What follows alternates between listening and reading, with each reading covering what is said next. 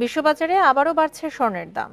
Israel ইরানের মধ্যকার সামরিক সংঘাতের জেরে অস্থিরতা দেখা দিয়েছে মূল্যবান এই ধাতুর বাজারে। ফলে এখন পর্যন্ত 1.60% বেড়ে মূল্যবৃদ্ধির ধারা অব্যাহত রয়েছে। বান্ডেল থাকলে প্রতি সেনমানিতে টাকা বাঁচবে। বিকাশ সেনমানি বান্ডেল কিনে জিতুন প্রতি লেনদেনে। আউন্স প্রতি স্বর্ণের দাম বেড়েছে $54.02। ফলে স্বর্ণের দাম উঠেছে $3,433.47। একই সঙ্গে বেড়েছে রূপার দামও। রূপার দাম আউন্স প্রতি $0.09 বা 0.25% বেড়েছে।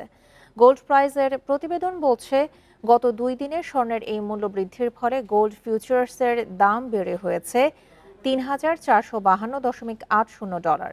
স্পট মার্কেটে রূপার দাম বেড়ে হয়েছে $36.32।